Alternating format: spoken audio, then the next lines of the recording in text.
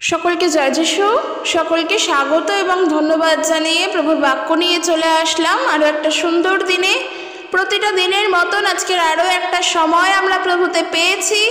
ঈশ্বরকে অনেক ধন্যবাদ দিই যেন প্রত্যেকটা দিন আমরা তার গৌরব, তার প্রশংসা করে প্রত্যেকটা মুহূর্ত যেন চলতে পারি।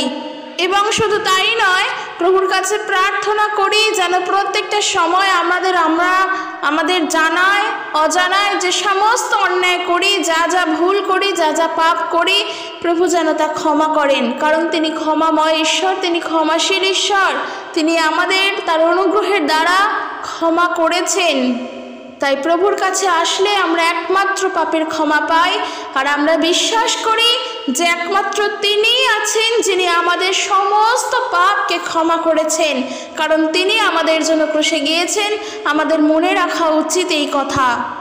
কিন্তু তারপরেও তাকিয়ে দেখো, আমরা যেহেতু রক্ত মাংসের মানুষ, আমাদের জানায় অজানায় জ্ঞাত অজ্ঞাতভাবে আমরা অনেক রকমভাবে পাপ করে ফেলি, আমরা অনেক রকমভাবে অন্যায় করে ফেলি, প্রভুর বিরুদ্ধাচরণ করিও আমরা। কিন্তু বিশ্বাস করো, প্রভুর কাছে একবার সেই সমস্ত অন্যায় অপরাধের জন্য তুমি হৃদয় থেকে প্রার্থনা করো, প্রভুর কাছে ক্ষমা চাও যে প্রভু তুমি ক্ষমা করো আমাদের সকল অপরাধের জন্য। আমরা আমাদের জানায় অজানায় ইচ্ছাকৃতভাবে আমরা অনেক পাপ করি, আমরা দিয়াবলের দ্বারা পরীক্ষায় পড়ে যাই।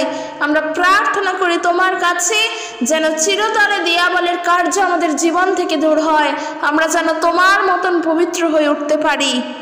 যদিও ঈশ্বরের মতন পবিত্র হয়ে ওঠা আমাদের কারোর পক্ষেই সম্ভব নয়, তার কারণ ঈশ্বর প্রথম থেকেই পবিত্র। তার মধ্যে এতটুকুনির জন্য অপবিত্রতা, এতটুকুনির জন্য পাপের লেশ মাত্র নেই, কোনো ছায়া কি কিচ্ছু নেই, তিনি সম্পূর্ণ পবিত্র। ঈশ্বরের সংজ্ঞা যদি চাও যে ঈশ্বর কে বা ঈশ্বর কাকে বলে, তাহলে আমি এক কথায় বলবো, ঈশ্বর হলেন সর্বশক্তিমান, তিনি হলেন পবিত্র ঈশ্বর। এর বাইরে আর কোনো কথা হয় না। কিন্তু আমরা তো মানুষ, আমরা তো পাপের মধ্যে ছিলাম, কিন্তু প্রভু যিশুকে জানার পর অন্যায় পাপ অপরাধ প্রভু আমাদের ক্ষমা করেছেন। আর আমরা পাপের মধ্যে নেই, কারণ ঈশ্বরের বাক্য বলে যে খ্রিস্টতে থাকে সে সারা জীবন পাপ করতে পারে না, বা সে সারা জীবন পাপের মধ্যে থাকে না। কারণ যেই পাপের কারণের জন্য আমাদের মৃত্যুদণ্ড হতো, সেই পাপ প্রভু যিশু আমাদের ক্ষমা করেছেন যখন আমরা তাকে নিজের পরিত্রাতা বলে বিশ্বাস করেছি। সেই কারণের জন্য সারা জীবন আমরা পাপ করব না। কিন্তু একটা জিনিস কি, প্রত্যেকটা দিন জীবনে চলছি তো অনেক কিছু করে ফেলি, অনেক ভুল অপরাধ অন্যায়, অনেক খারাপ কাজ, অনেক কিছু করি।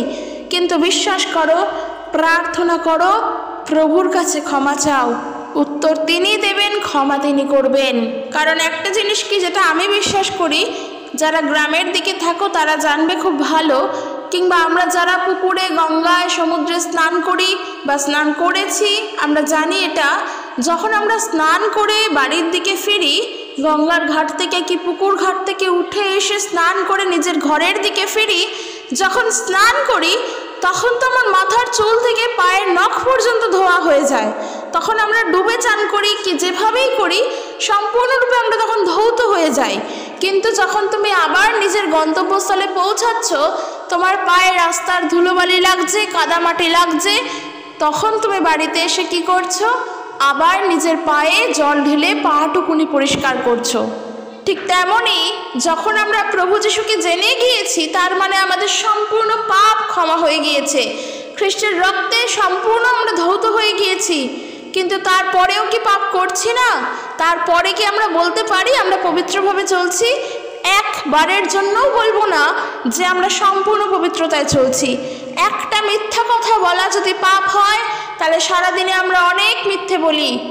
খারাপ বা মন্দ জিনিস দেখা যদি পাপ হয়, আমরা অনেক কিছু মন্দতা দেখি।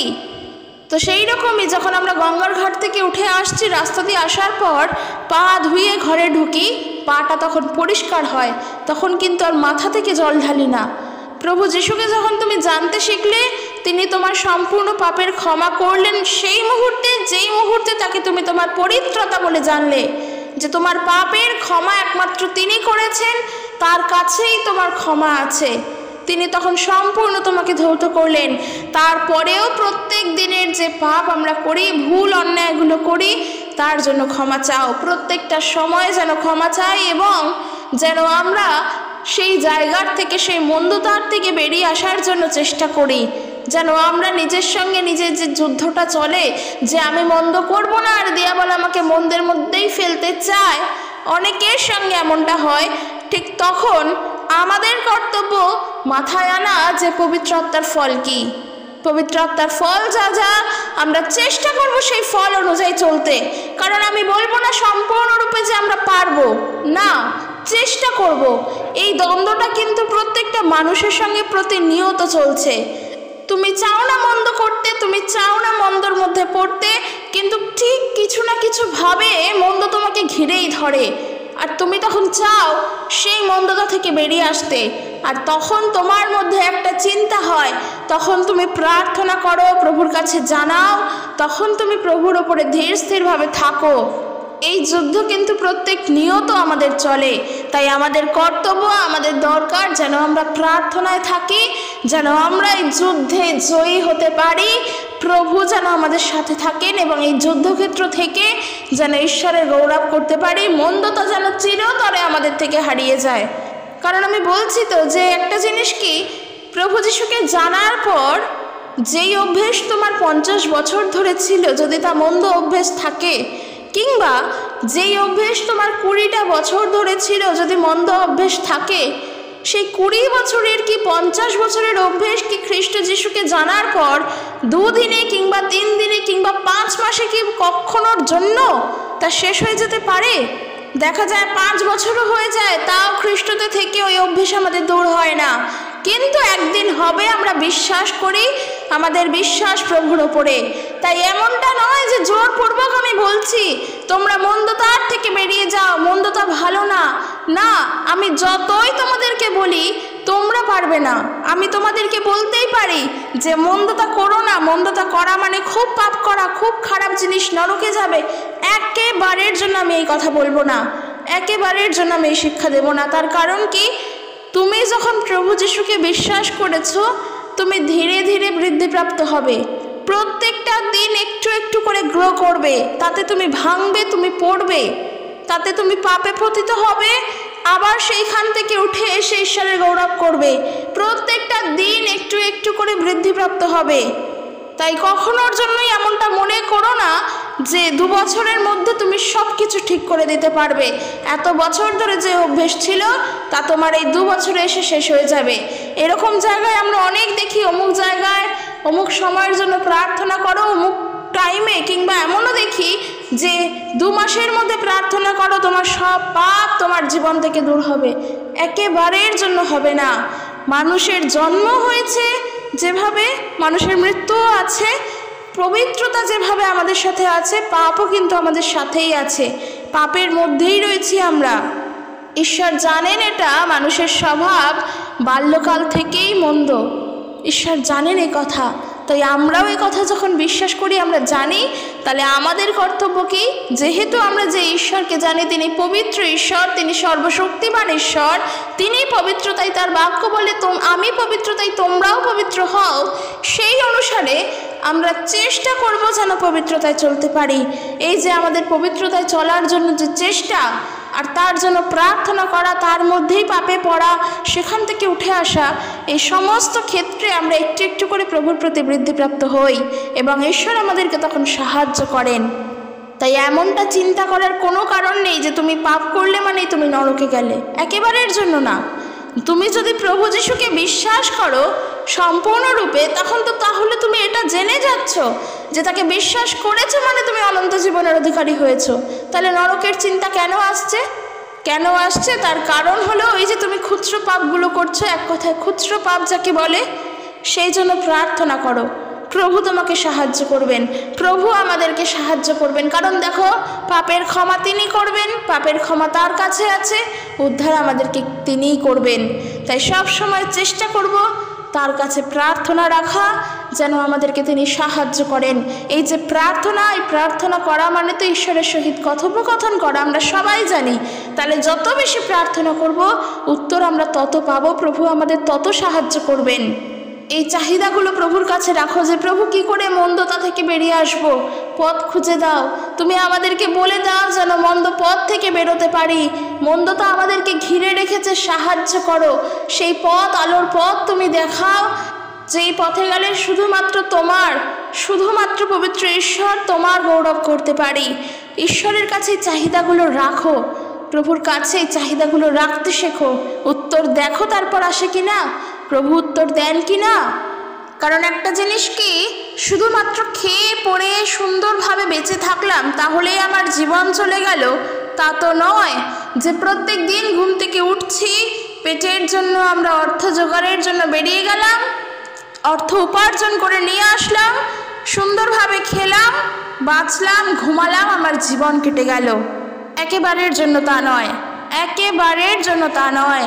কারণ একটা জিনিস জানবে, একটা জিনিস মনে রাখবে, একটা ঘর যখন নির্মাণ করা হয়, একটা বাড়ি, যখন ঘর নির্মাণ করা হয়, তখন তো শুধুমাত্র ওই বাড়ি বা ঘরটিতে ইট, পাথর, বালি, সিমেন্ট, কাঠ দিয়েই তৈরি হয় না। সেই বাড়িটিকে সম্পূর্ণরূপে একটা গৃহর রূপ দিতে গেলে সেই গৃহেতে দরকার কি আছে, যেভাবে বাড়িটা তৈরি হবে, যেভাবে বাড়িটা দাঁড়াবে সিমেন্ট বালি দিয়ে, ঠিক একইভাবে ওই ঘরটা দাঁড়াবে তোমার শিক্ষা, তোমার মূল্যবোধ, তোমার প্রজ্ঞা, তোমার জ্ঞান, তোমার ভালোবাসা, তোমার প্রেম, তোমার শান্তি দ্বারা। তারপর ওই ঘরটা একটা সম্পূর্ণ ঘর তৈরি হবে। ঠিক একইভাবে নিজের জীবনে বাঁচার জন্য শুধুমাত্র খেয়ে পড়ে বাঁচলে হয় না। কারণ খাদ্যের যোগান, অর্থের যোগান তো ঈশ্বর যোগানই, তা তো তিনি দিচ্ছেনই। কিন্তু তারপরেও মানুষ হয়ে বেঁচে থাকার জন্য যে সমস্ত চাহিদা আছে, সেগুলো ছাড়াও যা যা আমাদের চোখে দেখা যায় না, সেই সকল কিছু নিয়েও আমাদের চিন্তা করতে হবে। কারণ পৃথিবীতে ঈশ্বর আমাদেরকে পাঠিয়েছেন আমাদের বুদ্ধি দিয়ে, আমাদের জ্ঞান দিয়েই তো তিনি পাঠিয়েছেন। তা এই জ্ঞান আর বুদ্ধি শুধুমাত্র যদি অর্থ উপার্জনের জন্যই ব্যবহার করি, তাহলে আর বাকি জিনিস, বাকি যে সমস্ত বিষয়গুলো আছে, সেগুলোর জন্য কি কাজে লাগাবো? সমস্ত কিছুই তো আমাদেরকে নিয়ে চলতে হবে, তাই না? তাই আমাদের উচিত যেভাবে জ্ঞান বুদ্ধিকে কাজে লাগিয়ে নিজের জীবনে চলা, ঠিক একইভাবে ঈশ্বর তো আমাদেরকে পাঠালেন এই ঈশ্বরের কাছে যাওয়ার জন্য, কি ঈশ্বরকে জানার জন্য যে জ্ঞানের প্রয়োজন, সেই জ্ঞান অর্জন করার জন্য তার কাছে চাওয়া, তার কাছে প্রার্থনা করা। কারণ ঐশ্বরিক জ্ঞান মানুষ নিজের থেকে পায় না। প্রথম কথা, ঐশ্বরিক জ্ঞান মানুষের নিজের থেকে আসে না। দ্বিতীয় কথা, পুঁথি বা গ্রন্থ পড়ে ঐশ্বরিক জ্ঞান অর্জন হয় না। তৃতীয় কথা, কোনো গুরু বা কোনো গুরুদেব তোমাকে ঐশ্বরিক জ্ঞান অর্জন করতে সাহায্য করতে পারবে না। তার কারণ কোনো মানুষের দ্বারা ঈশ্বরের জ্ঞান আসে না। ঈশ্বরের জ্ঞান পেতে গেলে ঈশ্বরের কাছে চাইতে হয়, তার কাছে প্রার্থনা করতে হয় যে প্রভু তোমার জ্ঞান দাও, তোমার বুদ্ধি দাও, তোমার বুদ্ধি দ্বারা পরিচালনা করো, তোমার প্রজ্ঞাকে বুঝতে সাহায্য করো। বাইবেল যেটা বলে, যদি কারোর জ্ঞানের অভাব হয় তবে সে প্রার্থনা করুক, সে ঈশ্বরের থেকে পাবে। ঐশ্বরিক জ্ঞান প্রভু তোমার মধ্যে যোগাবেন, ঈশ্বর তোমাকে দেবেন। কোনো মানুষ, কোনো গুরুদেব, কোনো পুঁথি বা কোনো গ্রন্থ কোনো জায়গা থেকে পাওয়া যায় না। যদি না ঈশ্বরের আশীর্বাদ থাকে, তুমি ঐশ্বরিক জ্ঞান পাবে না। আর সম্পূর্ণরূপে বাইবেল বলে দিচ্ছে যে যদি কারোর জ্ঞানের অভাব হয় তবে সে প্রার্থনা করুক, তাকে প্রভু অকাতরে তা দান করবেন।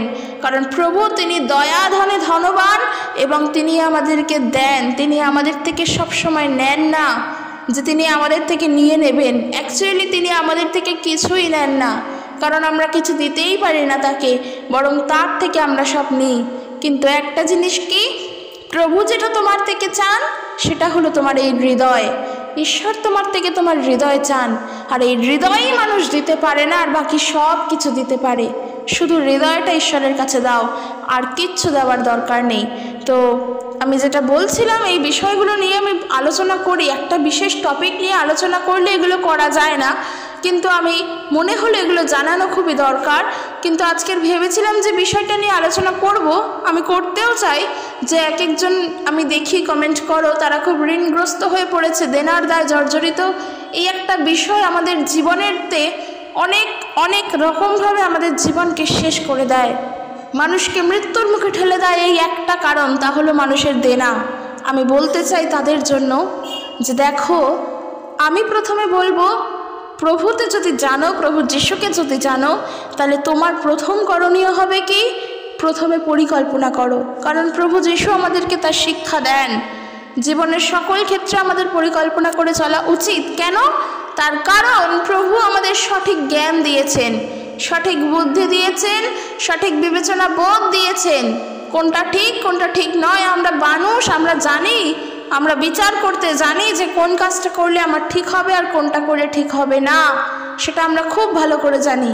কাজেই যখন জানো যে তোমার এই দেনা তোমার জীবনকে শেষ করে দেয়, তার আগে তুমি প্রথমে পরিকল্পনা করো তা তোমার করা ঠিক কি ঠিক না।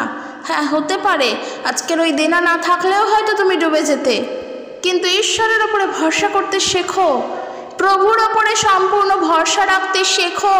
যদি প্রভু যিশুকে জানো, আমি বলতে চাই প্রত্যেক দিন কাজের মধ্যে যারা যারা বিভিন্ন বাইরে থাকো, বিভিন্ন কাজের মধ্যে ব্যস্ত থাকো, প্রত্যেক দিনে তারা ডিউটি করো, বিভিন্ন কাজ করো, তাদের জন্য বলতে চাই শুধুমাত্র প্রভুতে ভরসা রাখো। প্রত্যেক দিন তার কাছে প্রার্থনা করো, তার কাছে জানাও তোমার সমস্যাগুলো, তুমি তার থেকে উত্তর পাওয়ার চেষ্টা করো। তিনি কি চান, তিনি কি ভাবেন তোমার জন্য, তার চেষ্টা করো জানা। তোমার আজকের অর্থ কম, তোমার হয়তো অর্থ নেই, তাই তুমি বিপদে পড়েছো। আমি বলবো সেই সময়গুলো প্রভুর ওপরে ভরসা রাখো। কারণ যে বুদ্ধিমান ব্যক্তি সে সাহায্যের জন্য ঈশ্বরের থেকে চায়, আর যে ব্যক্তি বলে ঈশ্বর বলে কেউ হয় না, সে তার নিজের অসার চিন্তা ভাবনার দ্বারা চলছে। কাজেই তুমি যদি মনে করো যে তুমি প্রভু যিশুকে যখন জানো তোমার উত্তর সেখান থেকে আসবে, যদি এটা তোমার মনে হয়, তাহলে সেই মনে হওয়াটাকে সেই মুহূর্তের জন্য বাস্তব করো, অর্থাৎ প্রার্থনা করো। কারণ তুমি জানো সেই মুহূর্তে তোমার উত্তর সেইখান থেকেই আসবে, তাই প্রার্থনা করো যাতে কি করে সেই দেনা না করা যায়, যাতে কি করে সেই দেনার থেকে উদ্ধার পাওয়া যায়, এই সকল কিছু প্রভুর কাছে প্রার্থনা করে জানাও। কারণ একটা জিনিস আমি বিশ্বাস করি, একটা জিনিস আমি জানি, এই পৃথিবীতে থেকে তোমার হাত একদিন সবাই ছেড়ে চলে যাবে। নিজের বাবা মাও ছেড়ে চলে যাবে, নিজের প্রিয়জনেরাও ছেড়ে চলে যাবে। একমাত্র যিনি থাকবেন তিনি হলেন ঈশ্বর। তার পরিবর্তন নেই, তিনি অপরিবর্তনশীল ঈশ্বর। তার প্রেম কখনো বদলায় না, তার ভালোবাসা কখনো বদলায় না, তার অনুগ্রহ, তার দয়ার কোনো পরিবর্তন নেই। একমাত্র তিনি থাকবেন তোমার হাত ধরে। সবাই বলে একটা জিনিস কি, পৃথিবীতে সবাই ছেড়ে চলে গেলেও বাবা মা কোনোদিনও হাত ছাড়ে না। এই কথা যেমন সত্য, বাবা মা তো ঈশ্বরের রূপই। তার কারণ ঈশ্বর পিতামাতাকে আমাদের এই পৃথিবীতে আমাদেরকে দেখভাল করার জন্যই পাঠিয়েছেন। সেই বাবা মাও কিন্তু ঈশ্বরেরই রূপ। ঈশ্বর যেভাবে নিঃস্বার্থ ভালোবাসা আমাদের দেন, পিতামাতা কিন্তু আমাদেরকে নিঃস্বার্থ ভালোবাসাই দেন। কিন্তু তার মানে এটা ভাবার কোনো কারণ নেই যে পিতামাতা ঈশ্বর। মানুষ এই ভুলটার মধ্যেও রয়েছে যে আমি পিতামাতাকে ভালোবাসি, তারাই আমার ঈশ্বর, আমি তাকেই সম্মান করব। যা ঈশ্বরকে দেখতে পাই না, যাকে চোখে দেখি না, তাকে বিশ্বাস করব কি করে? এমনটা ভাবাও কিন্তু ভুল, এমন ভ্রান্ত ধারণাটাও রেখো না। কারণ বাবা মা আমাদের, হ্যাঁ হতে পারে আমাদের কাছে ঈশ্বর, তার কারণ তারা আমাদেরকে ভালোবাসে, সাহায্য করে, কিন্তু তারা সর্বশক্তিমান নয়। ঈশ্বরের ডেফিনেশন চাইলে তিনি সর্বশক্তিমান, তিনি সর্বজ্ঞানে সর্বত্র বিরাজমান, তিনি পবিত্র, তিনি সর্বজ্ঞানী, তিনি সর্বব্যাপী, তিনি সর্বকালের শ্রেষ্ঠ, তিনি ঈশ্বর, তিনি সর্বশক্তিমান। তার কোনো জন্ম নেই, তার কোনো মৃত্যু নেই, তার শুরু নেই, তার শেষ নেই, তিনি হলেন ঈশ্বর। কিন্তু বাবা মা কখনো ঈশ্বর হতে পারে না। তো যেটা বলছিলাম, এই বাবা মাও একদিন আমাদের হাত ছেড়ে দেয়, কিন্তু যিনি তোমার হাতকে চিরকাল ধরে রাখবেন তিনি হলেন একমাত্র ঈশ্বর। তার কোনো পরিবর্তন নেই। তোমার প্রতি যে ভালোবাসা, সেই ভালোবাসারও কোনো পরিবর্তন হবে না। তাই তার উপরে নির্ভর করো। আর কোনো কার্য করার আগে প্রথমে পরিকল্পনা করো, যেমনটা প্রভু যিশু শেখাচ্ছেন লূক লিখিত সুসমাচার তার 14 অধ্যায়। যদি আমরা 28 পদ থেকে পড়ি সেখানে দেখতে পারবো। কিন্তু একটা জিনিস প্রথমে বলে দিই, এর প্রেক্ষাপট কিন্তু আলাদা। যেই অনুসারে প্রভু যিশু এই দৃষ্টান্তটি দিয়েছেন সেই অনুসারে কিন্তু আমি তোমাদেরকে এখন বলছি না, আমি তোমাদেরকে অন্য প্রেক্ষাপট, আমি দেনার কথা নিয়ে বলছি। কিন্তু প্রভু যিশু এখানে যেই অনুযায়ী এই দৃষ্টান্তটা দিলেন সেটা কিন্তু আলাদা। তাই দয়া করে একবার লূক তার 14 অধ্যায় পড়ে নিও নিজেরা বাড়িতে, তাহলে আশা করি বুঝতে পারবে। কিন্তু প্রভু যে দৃষ্টান্তটি দিয়েছেন তা সত্যিই আমাদের এই বিষয়ের সঙ্গেও অনেকটা ম্যাচ করে। তাই আমার মনে হলো আমি বলবো, আশা করি তোমরা শিখতে পারবে। তো আমরা দেখব লুক তার 14 অধ্যায় 28 পদ থেকে প্রভু যিশু উদাহরণ দিচ্ছেন একটি, তোমাদের মধ্যে কেউ যদি উঁচু একটি ঘর তুলতে চায় তবে সে কি প্রথমে তা নির্মাণ করতে কত খরচ পড়বে তার হিসাব করে দেখবে না, যে তা শেষ করার জন্য তার যথেষ্ট অর্থ আছে কিনা? যদি তা না হয় তাহলে সে ভিত গাঁথবার পর যদি তা শেষ করতে না পারে তবে যারা দেখছে সেটা তারা সবাই তাকে নিয়ে ঠাট্টা করবে আর বলবে, এই লোকটা গাঁথতে শুরু করেছিল ঠিকই কিন্তু শেষ করতে পারলো না। বোঝা গেল? একটা ঘর তুমি তৈরি করতে যাচ্ছ, একটা ঘর তুমি তুলতে যাচ্ছ, তুমি তো দেখবে আগে সম্পূর্ণ ঘরটা তৈরি করার জন্য তোমার কাছে সম্পূর্ণ অর্থ আছে কি না। যদি না হয়, যদি মনে করো যে ঠিক আছে আমি ঘরে হাত তো দিয়ে দিই, তারপরে যা হবে দেখা যাবে, তখন তো মানুষ তোমাকে নিয়ে ঠাট্টা করবে। তখন মানুষ বলবে এই লোকটা কাজে হাত দিয়েছিল, কাজটা করছিল ঠিকই, কিন্তু আজকের অর্থের অভাবে সে কাজটা সম্পূর্ণ করতে পারলো না। তাহলে যখন অর্থ নেই তখন কেন কাজে হাত দেয়? ঠিক এই টোনে মানুষ কথা বলবে। বিষয়টা হলো প্রথমে পরিকল্পনা করো। দেনার দায়ে জর্জরিত হয়ে যাও ঠিকই, আমি একটা কথা বলতে চাই, বারবার আমি যতবার এই দেনার বিষয় নিয়ে ভিডিও বানিয়েছি ততবার আমি একটা কথাই বলেছি, একটা কথাই বলবো, যখন তুমি দেখতে পারছো যে তোমার সেই দেনা শোধ করার মতো যথেষ্ট পরিমাণ অর্থ নেই, তাহলে তুমি সেই দেনা করো না। কোনোভাবে অর্থ ধার নিয়ে সেই দেনা করো না। কারণ আমার মনে হয় দেনা করে যদি আমি মৃত্যুর মুখে যাই, তার থেকে দেনা না করে আমি যেটুখানি আছি তাতে আমার শান্তি। তাতে যদি মৃত্যুর সঙ্গে লড়ি তাও আমার শান্তি। তো দেনা করে লাভটা কি হলো? সেই তো আমাকে মৃত্যুর মুখে গিয়ে পড়তে হলো। যেই কাজের জন্য আমি দেনা করেছিলাম সেই সমস্যা মিটলো ঠিকই, কিন্তু আমি তো আর তারপরে সুরাহা পেলাম না। সেই তো আমি অর্থজালে জড়িয়ে পড়লাম। তার থেকে আমার যা আছে তাতে আমি সন্তুষ্ট থাকবো। মানুষ যদি কিছু এসে জানায় ও কিছু যদি বলেও, আমি তাদেরকে একটা কথা বলতে পারবো যে আজকের আমি দেনা না করে শান্তিতে আছি। কারণ অর্থের চিন্তা, অর্থের বোঝাই আমার মাথায় নেই। কারণ এই বিষয়গুলো জানাই যারা এখনও পর্যন্ত কোনো পরিকল্পনায় রয়েছে দেনা করবে, কিন্তু আগে বলছি ভেবে দেখো তা পূর্ণ করতে পারবে কি না। কারণ যার থেকে ধার নেবে তাকে তো তুমি ফেরত দেবে, তুমি তা করতে পারবে কি না তা আগে ভেবে দেখো। আর যারা করে ফেলেছো তাদের জন্য বলছি তোমাদের আর কিছু করার নেই, মানে এটা নয় ভেবো না সব শেষ। কারণ একজন আছে যিনি তোমার জন্য ভাবেন, তার কাছে প্রার্থনা করো, তার কাছে জানাও, উত্তর তিনিই দেবেন। কোথা থেকে উত্তর আসবে আমরা জানি না, কিন্তু দিনরাত তাকে বলো, বিশ্বাস সহকারে বলো যে প্রভু তুমি আমাকে যোগাবে। আমি জানি না কোথা থেকে আসবে, আমি জানি না আমি কোথা থেকে পাবো, কিন্তু আমি তোমাকে বিশ্বাস করি আমি তোমার থেকেই পাবো, এটা আমি জানি। কিভাবে পাবো সেটা তুমি জানো।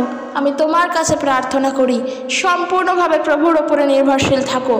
মনে করো না ঋণগ্রস্ত হয়ে গিয়েছো বলে সেখান থেকে বেরিয়ে আসার উপায় নেই। কারণ আমরা যদি এখন ভালো করে নিউজ চ্যানেলগুলো দেখি, যদি আমরা একটু আশেপাশের খবর রাখি, আমরা দেখতে পাই মানুষ দেনার দায়ে নিজের মৃত্যু পর্যন্ত নিজে করে ফেলে, আত্মহত্যা পর্যন্ত করে।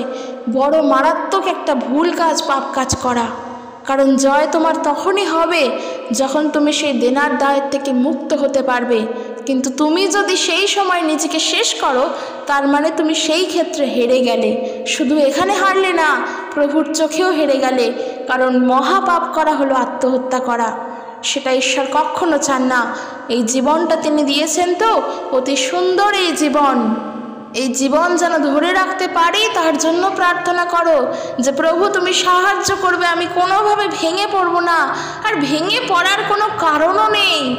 কারণ যেখানে ঈশ্বরের বাক্য আমাদেরকে বলে, প্রভু যিশুর বাক্য প্রথম পিতার তার 5 অধ্যায় 7 পদ 8 পদ, যে তোমার সমস্ত চিন্তা ভাবনার ভার তাহার উপরে ফেলিয়া দাও, কারণ তিনি তোমাদের জন্য চিন্তা করেন। এই পৃথিবীতে কেউ কারোর জন্য চিন্তা করে না, একমাত্র ঈশ্বর আমাদের জন্য চিন্তা করেন। সমস্ত কিছুর ভার তার উপরে ছাড়ো। ঈশ্বরের বাক্য আরও বলে, প্রভু যিশু বলেন, হে পরিশ্রান্ত ভারাক্রান্ত লোক সকল আমার নিকটে আইসো, আমি তোমাদিগকে বিশ্রাম দেব। প্রভু যিশু আমাদেরকে জানান, এই সমস্ত বাক্য আমরা দেখি ঈশ্বরের বাক্য থেকে। এই সমস্ত আহ্বানের ডাক খ্রিস্ট আমাদেরকে দেন। আমাদের কর্তব্য সেই ডাকে সাড়া দিয়ে তার কাছে যাওয়া। কিন্তু আমরা যদি নিজেরা ভুল করি কখনোর জন্য সেখানে প্রভু আমাদের আশীর্বাদ করেন না। তাই একটা কথা বলবো, মনে করো না সব কিছু তোমার শেষ। তুমি যেইভাবে জর্জরিত হয়ে গিয়েছো মনে করো না ওখানে তোমার সব কিছু শেষ হয়ে গিয়েছে, কোনো দিনের জন্য না। মানুষ অনেক বড় বড় বিপদ থেকে রক্ষা পায়, ঈশ্বর আছেন, তিনি সাহায্য করবেন। নিজের ভাবনা চিন্তার ভারগুলো তার উপরে রাখো। যারা যারা এই বিষয়টা নিয়ে আমাকে জানাও, ঋণগ্রস্ত হয়ে গিয়েছো, দেনার দায় জড়িয়ে পড়েছো, যারা যারা আমাকে বলেছো, অনেক মানুষের কাছেই আছে এই বিষয়টা। কারণ আমরা আমাদের অজান্তেও ভুল করে ফেলি। ওই যে শুরুতে বললাম, অনেক রকমভাবে আমরা ভুল করি। আমরা একবারের জন্য চিন্তা করে দেখি না যে সেই দেনা আমি শোধ করতে পারবো কিনা। সেই কারণের জন্য বলছি, প্রথমে পরিকল্পনা করো। যদি শোধ করতে পারো তাহলেই তুমি সেই কাজটা করবে। আর যদি তোমার চিন্তা থাকে যে আমি জানি না কোথা থেকে আসবে, যখন এটা তখন দেখা যাবে, এখন তো করি, আমি বলবো কোনো দিনের জন্য এই চিন্তাধারা নিয়ে দেনা করতে যেও না। যেই মুহূর্তে সুখ দরকার তাই আমি দেনা করে সুখটা মিটিয়ে নিলাম, কোথা থেকে আসবে আর আমি জানি না, যখন এটা তখন দেখা যাবে। এই যখন এটা তখন দেখা যাবে করতে করতে মানুষ অনেক ভুল করে ফেলে। আমি বলতে চাই, এই ধারা নিয়ে কোনো দিনের জন্য দেনায় নেব না, একেবারের জন্য না। ঈশ্বর যেটুখানি দিয়েছে, যদি প্রভু তোমাকে 2 টাকার জিনিস দেয় তবে তাতে সন্তুষ্ট থাকতে শেখো।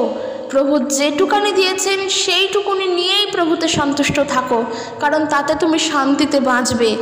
যখনই তোমার অনেক কিছু বেশি দরকার পড়বে তখনই তুমি অন্য পথে যাবে, তখনই তুমি দেখা গেল দেনার দায় নেমে পড়লে, তোমার জীবন থেকে শান্তিটাও হারিয়ে গেল। হ্যাঁ, হারিয়েও যেতে পারে শান্তি। তখন আর রাত্রে ঘুম আসবে না, তখন চিন্তা হবে কালকে ভোর হলেই তিনি আসবেন আমার বাড়িতে টাকা চাইতে, আমি কোথা থেকে দেব। তাই 2 টাকার জিনিসকে 4 টাকা করার জন্য দেনা করে নিজের চিন্তা বাড়িও না এবং ভুল করো না। যেটুখানি আছে তাতে হ্যাপি থাকো। প্রভু এটাই চান, কারণ ঈশ্বর চান যে তার সন্তানেরা যেন তার গৌরব করে। ঈশ্বর চান না কখন ওর জন্য এটা দেখতে যে তার সন্তানের কাছে কত অর্থ আছে। প্রভু জানেন কি আছে আর কি নেই, কোনটা প্রয়োজন নেই, ঈশ্বর সেটাও জানেন। তিনি সেটাই দান করেন আমাদেরকে, সেটাই দেন। আমাদের প্রয়োজন, আমাদের অপ্রয়োজনের সকল কিছু প্রভু জানেন, সমস্ত কিছু তিনি জানেন। কিচ্ছু তার থেকে পাওয়ার জন্য আলাদা করে চাওয়ার দরকার নেই। শুধু যে ভুলগুলো আমরা করে ফেলি যেন সেখান থেকে বেরিয়ে আসতে পারি, যেন দ্বিতীয়বার আর সেই ভুল না করি, প্রার্থনা আমরা প্রভুর কাছে করব। আর যারা যারা তোমাদের অজান্তেই তোমরা দেনা করে ফেলেছো, ঋণের দায় জড়িয়ে পড়েছো, তোমরা প্রার্থনা করে সম্পূর্ণ বিশ্বাস প্রভুর ওপরে রাখো। আমি বলছি সম্পূর্ণ বিশ্বাস, মানে সম্পূর্ণ বিশ্বাস, একটুখানির জন্য কোনো সন্দেহ নয়। কারণ যার উপরে ভার রেখেছ তার উপরেই ভার ছাড়ো, তিনি বুঝে নেবেন, তিনি পথ দেখাবেন, তিনি তোমাকে নিয়ে চলবে, তোমাকে সত্যের পথ তিনি দেখাবেন। যখন তার উপরে চিন্তাকে ছেড়েছ তখন সম্পূর্ণভাবে তার উপরে রাখো। আর তোমার কাজ প্রভুর গৌরব করা, প্রভুর প্রশংসা করা, যে প্রভু আমি জানি না কি হবে, তুমি আমাকে সাহায্য করবে, আমি আর কিচ্ছু জানি না। হ্যাঁ, যদি আমি অন্যায় করি আমি তোমার কাছে ক্ষমা চাইছি, আমার অন্যায়কে ক্ষমা করো। আর তুমি সাহায্য করো যেন দ্বিতীয়বার সেই অন্যায় আর আমি না করি, যেন তোমার কথা শুনে, যেন তুমি যে বিচারবোধ দিয়েছো তা বিবেচনা করে, পরিকল্পনা করে যেন কাজে নামি। এইভাবে প্রার্থনা করো, নিজের ভুলটা স্বীকার করো, প্রভুর উপরে ভার ছাড়ো, তাহলেই দেখবে প্রভু তোমাকে সাহায্য করবেন। কারণ তার কাছে নত হতে শিখতে হবে, নত হতে, নম্র হতে, বিশ্বস্ত হতে, প্রেমময় হয়ে উঠতে আমাদেরকে হবে। প্রভুই তাই চান, তবেই তো আমরা তার গৌরব প্রশংসা করতে পারবো। তা না হলে আমাদের চিন্তায় চিন্তায় আমরা জর্জরিত হয়ে পড়বো এবং দিয়াবলের দ্বারা পরীক্ষিত হব। যখন চিন্তা করছো না যে সন্দেহ আসছে প্রভু তোমাকে উদ্ধার করতে পারবেন কি না, জানবে সেই সময়গুলোতেও দিয়াবল পরীক্ষা করে। কারণ সে তো চায় যেন আমরা প্রভুর নামের গৌরব না করি, সে তো চায় যেন সম্পূর্ণরূপে আমরা প্রভুকে বিশ্বাস না করি, যেন সন্দেহ করি। কারণ সে তো মন্দের, ঈশ্বর তো মন্দের নয়। আর দিয়াবল সবসময়ের জন্য চায় আমরা মন্দতেই থাকি। কিন্তু একটা জিনিস, যখন প্রভুকে বিশ্বাস করো তখন সম্পূর্ণ প্রভুর ওপরে থাকো, তখন ভাবনা চিন্তা করোই না, কোনো সন্দেহই এনো না যে তোমার জন্য সেটা ঈশ্বর করবেন কি না। কোনো সন্দেহ এনো না, সম্পূর্ণ প্রভুর ওপরে বিশ্বস্ত থেকে প্রভুর পথে চলো। আর যেটা বললাম, প্রথমে পরিকল্পনা করো, তারপর সেই কার্যে নামো। যদি না থাকে তাহলে না করো। ঈশ্বর যা দিয়েছে তাতে হ্যাপি থাকো। আমার যা আছে তাকে আমি আরও বৃদ্ধি করব, আমার আরও চাই, আমার আরও চাই, এই আরও চাই করতে করতেই আমরা কিন্তু মন্দের পথে চলে যাই। সেটা আমরা নিজেরাও বুঝি না। যখন আর পারি না, দেয়ালে পিঠ থেকে যায়, তখন আমরা প্রভুর কাছে এসে আবার পড়ি। কিন্তু তার আগে নিজে সতর্ক হও। প্রভু তো দিয়েছেন জ্ঞান বুদ্ধি, সতর্ক হও। যা দিয়েছেন তাতে আমি খুশি, এর থেকে বেশি দরকার আমার নেই, সত্যিই নেই। ঈশ্বর যা দেন তাতেই আমি যথেষ্ট, কারণ প্রভু আমাকে যা দেন তা তিনি পরিমাণ মতো দেন। প্রভু জানেন ওটা আমার দরকার, তাই তিনি ওটা আমাকে দেন। তো চলো আজকের ভিডিও এখানে শেষ করছি। ভিডিওটি কেমন লাগলো জানিও, অবশ্যই ভিডিওটি শেয়ার করো, অবশ্যই। কারণ এই দেনার দায় আমরা অনেক মানুষ আজকে জর্জরিত, যারা প্রভু যিশুকে জানে না কিন্তু ঋণগ্রস্ত হয়ে রয়েছে, তাদের কাছেও এই ভিডিও পৌঁছে দিও, তারাও প্রভুকে জানতে পারবে। আর আমি বিশ্বাস করি প্রভুর ওপরে তারাও বিশ্বাস করতে শিখবে। আর যখন তারা উত্তর পাবে প্রভুর নামের গৌরব তখন তারা করবে, তখন তারা সাক্ষ্য দান করবে প্রভু যিশুর নামেতে। তাই সবার কাছে এই ভিডিও আমরা পৌঁছে দেব। সকলে সুস্থভাবে থাকো। ভিডিওটি কেমন লাগলো জানিও, ভালো লাগলে একটি লাইক কমেন্ট করে দিও। ঈশ্বর তার আপন বাক্যের দ্বারা প্রত্যেকজনকে আশীর্বাদ যুক্ত করুক। জয় যিশু, প্রেজ দ্য লর্ড।